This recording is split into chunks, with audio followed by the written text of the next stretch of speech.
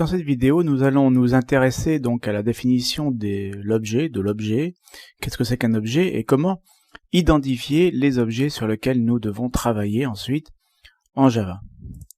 Alors Java effectivement est un langage orienté objet. Alors qu'est-ce que ça veut dire?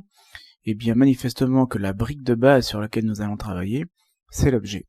Les objets, ce sont des entités aux frontières bien définies, qui ont des états et des comportements, définition très académique, une définition que l'on va quand même retrouver à la fois dans le langage de programmation Java et dans les différentes représentations que l'on peut avoir de l'application que nous sommes en train de coder, et en particulier donc en direction du métier. Alors nous allons d'abord définir un objet, essayer de trouver des définitions pour les objets. Ensuite nous allons introduire la notion de classe, car effectivement pour travailler en Java, il faut avoir une idée de ce que c'est qu'une classe, puisqu'en fait ce que vous faites la plupart du temps en Java, c'est de définir des classes et non pas des objets. Ensuite, un rappel sur quelques règles en fait sur la construction des objets, alors en particulier les objets métiers. Ensuite donc plus du côté application, justement les classes applicatives. Et enfin nous allons placer un petit peu de vocabulaire autour de cette notion d'objet. Alors l'objet, c'est tout simplement une entité vivante qui réagit au message qu'il reçoit. Donc évidemment c'est une définition extrêmement vague, une définition qui marche très très bien avec les objets du monde réel. Alors je sais que beaucoup s'agacent que l'on détermine en fait les objets Java en termes d'objets du monde réel, mais pourtant c'est une réalité. Les objets Java suivent des règles qui sont édictées par ce que l'on sait faire, en fait avec les objets du monde réel tout simplement. Un objet, alors peut-être plus du point de vue Java justement, ça contient des données et des traitements qui lui permettent d'agir sur les données. Donc on a finalement une sorte d'encapsulation des données à l'intérieur de l'objet. Il y a donc une espèce de coque qui empêche les autres de voir et de manipuler les données à l'intérieur de l'objet, et des traitements, tels une interface, des traitements sont proposés à l'extérieur, de façon à ce que de l'extérieur on puisse obtenir un résultat. Donc imaginez-vous en train de manipuler un objet comme le vidéoprojecteur d'une salle, ou peut-être de votre salon, et bien ce vidéoprojecteur a effectivement des comportements qu'il expose, qui peuvent être assez complexes d'ailleurs, mais certainement beaucoup moins complexes que ce qu'il y a à l'intérieur et tout ce qu'il referme en fait. Pour utiliser votre vidéoprojecteur, normalement vous passez par les traitements pour atteindre les données, et bien vos objets Java, il faudra qu'ils soient construits et qu'ils soient manipulés de la même manière. Voilà, et puis donc j'ai bien sûr ma définition très académique qui dit que l'objet a des frontières bien définies, des états et des comportements. Donc tout ça pour dire qu'effectivement un objet, lorsqu'on veut réellement jouer avec un objet, manipuler un objet, il faut accepter que cet objet ait des états et que les comportements parfois ne répondent pas exactement de la façon dont on l'aurait souhaité. Alors travailler avec des objets c'est bien gentil, mais en fait un objet en Java c'est tout simplement une allocation mémoire à un moment donné. Donc obtenir des objets Java ça se fait à partir des classes. Il est beaucoup plus simple de dessiner une application à base de classes que de dessiner une application à base d'objets, tout simplement parce que la complexité et finalement l'occurrence en fait des objets, puisqu'en fait on parle d'instances, d'objets, d'occurrence un petit peu de façon interchangeable, bien l'occurrence des objets est particulièrement complexe en fait dans une application. Donc on préfère en fait décrire les classes. Alors la classe dans une première approche c'est tout simplement le type de l'objet. Je rappelle que Java est un langage orienté objet, et ce qui caractérise les langages orientés objets, c'est que vous allez manipuler énormément d'abstractions qui sont les types utilisateurs. Et tout simplement donc en Java vous devez commencer par définir les classes qui correspondent au type que vous allez manipuler plus tard. Il est très peu courant d'écrire du code en Java qui finalement n'utilise que des int et des double. Alors, parler des types au lieu des exemples occurrents permet de simplifier la description du problème, tout simplement que si vous vouliez dessiner, prenez n'importe quoi autour de vous, le bureau dans lequel vous êtes, imaginez-vous en train de dessiner sous forme d'objet le bureau dans lequel vous êtes, la complexité du schéma va être énorme. La même chose avec uniquement les types des objets qui sont dans votre bureau, bien vous simplifiez énormément le schéma, et en Java, ce que l'on sait décrire, ce que l'on va coder, ce sont les classes, et ce sont donc les types des objets que l'on va mettre en œuvre. Et ensuite, eh bien, on aura une phase qu'on appellera d'instanciation, qui va se passer essentiellement avec un opérateur qui s'appelle new, qui permettra d'obtenir les objets à partir de ces classes. Une classe est aussi finalement le descripteur d'objets. Alors ça c'est une caractéristique du langage Java assez forte. Java est un langage qui suit assez strictement les concepts objets. Une classe en Java décrit les données qui sont disponibles à l'intérieur d'un objet, et aussi les traitements que vous pouvez solliciter sur l'objet. Et une fois que la classe a décrit ses membres, eh bien vous ne pouvez plus ajouter des membres à la classe. Vous ne pouvez plus ajouter des membres à la classe, à condition évidemment de bien parler du binaire. Hein. Je ne parle pas du code source qui bien sûr est modifiable à l'infini. Et lorsque vous avez obtenu une classe, un objet d'une classe par exemple chat, c'est un exemple que j'aime bien parce qu'on imagine bien que le chat a toujours 4 pattes, donc ça c'est ce que dit sa classe, mais finalement dans certains langages de programmation, vous pouvez très bien créer un objet de type chat et lui rajouter des pattes. Il est hors de question de ça dans les concepts objets et aussi en Java. Il y a plusieurs sortes de classes, hein, quand même, dans les modèles que l'on va construire plus tard, on va se rendre compte qu'il y a plusieurs types de classes. Alors il y a les classes métiers, bien sûr, qui sont les objets dits entités, ce sont les objets qui vont correspondre à beaucoup de données qui sont mises en place dans la base de données en général. À côté de ça, vous avez beaucoup de classes applicatives, qui sont des classes donc liées à l'application que vous exécutez, qui sont dans les modèles assez classiques d'applications modernes, des classes de type control, c'est-à-dire des classes de service, et puis des classes relatives à l'interfaçage avec l'extérieur, des classes qu'on appelle des classes frontières. L'intérêt de parler de classe aussi, enfin de construire une classe, c'est que la classe rend lisible les services qu'elle rend, à savoir que quand vous allez décider, parce qu'il y a un côté arbitraire et décisionnel là-dedans, quand vous créez une classe, quand vous décidez de créer une classe, eh bien vous mettez dans cette classe des comportements qui sont cohérents les uns avec les autres.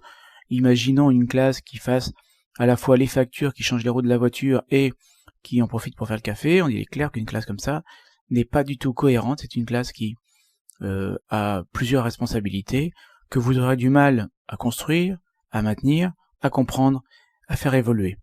Donc une classe, il faut qu'elle soit lisible, hein, de par les services qu'elle rend. Alors définir un bon objet métier, évidemment, c'est pas forcément évident. Donc ce que l'on va faire, ce que l'on a fait dans la première vidéo d'ailleurs, c'était de reprendre un concept, la caisse enregistreuse, et puis on a essayé d'identifier les groupes nominaux, tout simplement dans les énoncés qui décrivaient l'usage de la caisse enregistreuse. Un bon objet métier est normalement manipulé par le métier. Un objet métier n'est pas un objet qui est issu de l'informatique. Alors évidemment, il y aura les objets informatiques à côté de ça. Alors ces objets informatiques, eux, seront plutôt d'origine technologique due à l'utilisation d'un framework particulier. Un objet métier, il contient des données importantes. Il n'y a pas de données sans objet dans le monde Java, dans le monde de l'orienté objet.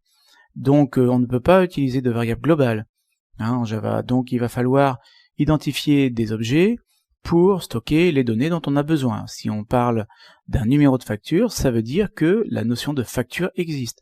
On ne peut pas raccrocher des numéros de facture simplement comme ça, comme un incrément quelque part dans une table. Il faut que l'objet métier soit aussi cohérent dans un traitement, c'est-à-dire que normalement, vous savez expliquer quand l'objet est créé, quand l'objet est détruit et comment il se transforme. Cette problématique d'incohérence évoque simplement certains modèles et donc certains codes qui sont écrits par des gens qui ont des idées géniales certainement sur l'application et ce qu'elle doit être, mais ne savent absolument pas les relier à un besoin. Bon, la conséquence directe évidemment est d'écrire du code totalement inutile, dont personne n'a besoin et que personne ne saura maintenir. Enfin, donc, dans les modèles, vous aurez forcément un grand nombre de classes applicatives.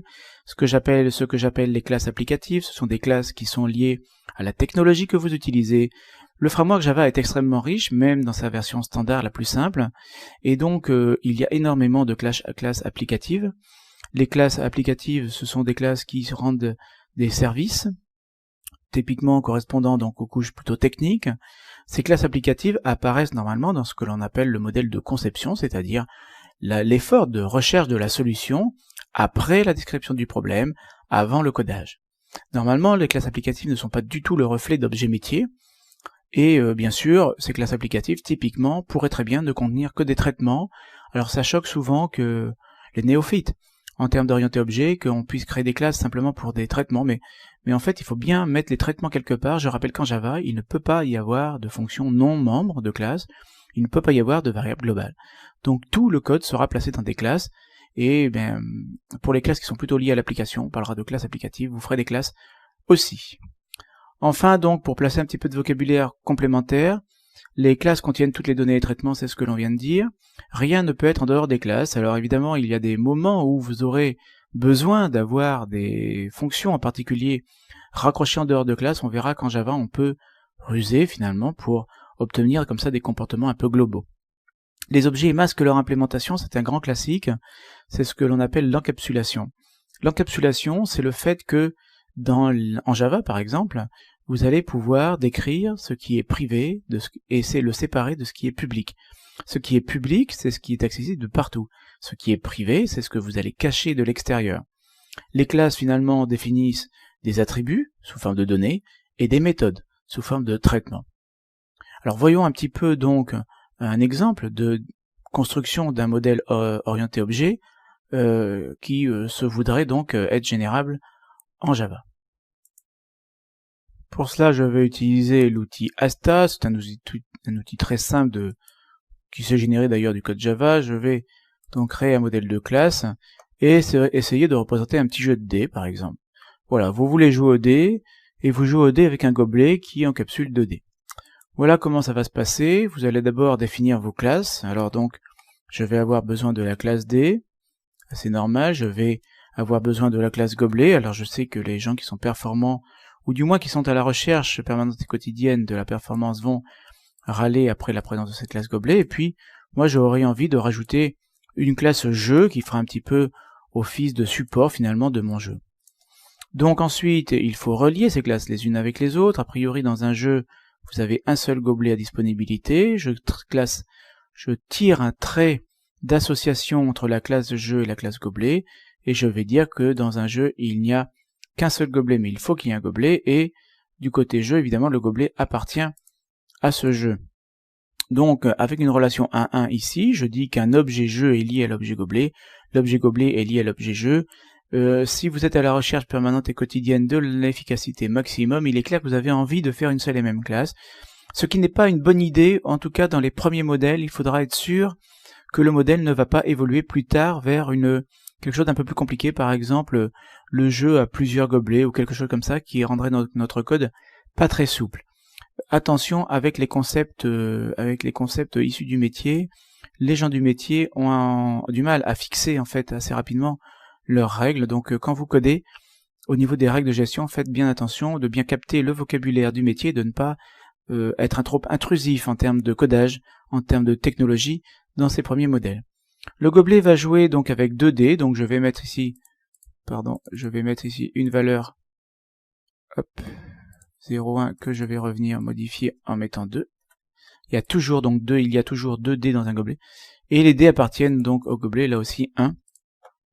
Alors, j'ai souvent la remarque suivante, mais en fait, les dés sont des attributs du gobelet. Alors en termes de Java pur, effectivement vous avez raison, il y a une notion d'attribut qui intervient là-dedans, mais dans les modèles objets, on aime bien faire la différence entre les liaisons qu'on fait entre les classes, qui sont ce que l'on appelle les associations, qui sont les reflets des cohérences qu'il y a entre les différents types d'objets utilisateurs dans votre application.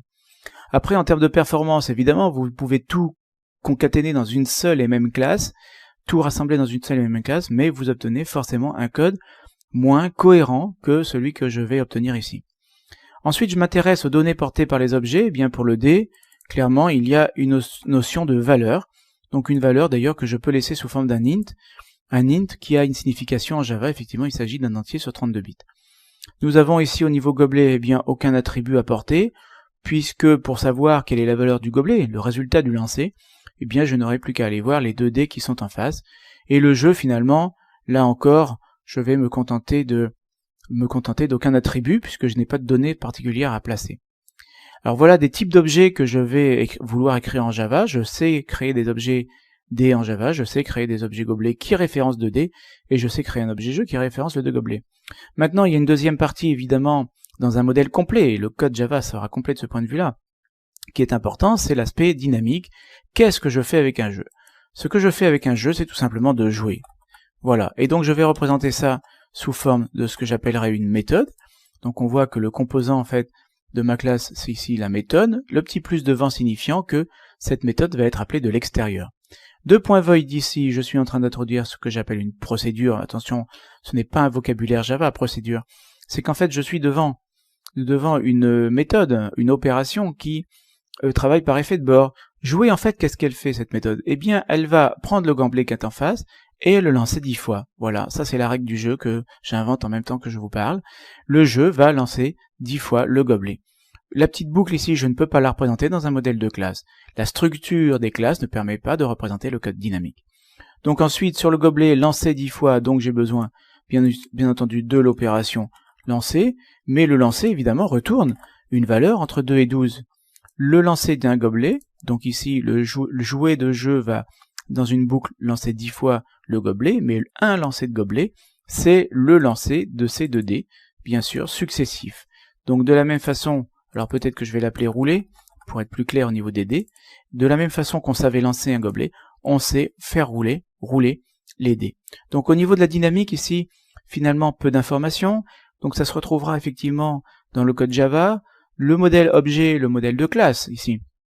Encore une fois, on préfère travailler sur des classes plutôt que sur des objets, parce que l'objet finalement ce serait un peu le codage par l'exemple, et c'est pas ce qu'on fait en Java. En Java on décrit des classes. La partie dynamique, c'est caché finalement, est caché à l'intérieur de ces méthodes. Je rappelle que lorsque de l'extérieur je vais demander au jeu de jouer, il va 10 fois dans une boucle lancer le gobelet qu'il aura préalablement créé, et ce gobelet va faire rouler chaque gobelet, chaque lancer du gobelet va faire rouler les 2 dés qu'il aura préalablement construits. Voilà, donc voilà le genre de travail d'identification que l'on appelle la classification d'ailleurs, l'apparition des classes à partir du vocabulaire du métier, de l'expert métier. Vous torturez votre expert métier pour lui faire avouer quels sont les objets qu'il veut manipuler, et une fois qu'on est arrivé à ce genre de modèle, qui est déjà un modèle plus conception, j'avoue, qui est déjà un modèle qui fait intervenir des in, qui fait intervenir des visibilités, etc., eh bien, à partir de ce modèle-là, je suis quasiment capable de coder Java. Alors, pour le confort du codage, d'ailleurs, je pense que j'irai un petit peu plus loin. Par exemple, ici, j'appellerai ça les dés. Donc là, la signification de ce que j'appelle le nom du rôle, c'est que le gobelet a 2 dés en face de lui, qu'il appelle les dés, de la même façon que le jeu avait un gobelet en face de lui, qu'il appelle pompeusement le gobelet. Alors, pourquoi j'ai besoin de cette information-là? Eh bien, ça, c'est en rapport avec le code Java. Java connaît la notion de classe, on aura la classe jeu, la classe gobelet, la classe dé, mais il ne connaît pas le concept d'association. Donc ce que je ferai en Java, c'est que j'aurai dans la classe jeu une référence vers gobelet qui s'appellera le gobelet, de la même façon qu'un gobelet, dans la classe gobelet, j'aurai 2 références vers dés, ou alors si vous préférez une référence vers un tableau de dés que j'appellerai les dés. Pour terminer avec cette vidéo, donc ce que nous avons couvert, c'est la définition d'un objet. Nous avons parlé des classes et nous avons vu pourquoi il valait mieux travailler sur la notion de classe. Nous avons vu quelques idées sur la définition d'un bon objet, en particulier d'un bon objet métier, parce que les bons objets applicatifs s'imposent de par les techniques que vous allez utiliser. Et nous avons fini avec un petit peu de vocabulaire, en particulier pour rappeler ce qu'est en fait l'encapsulation.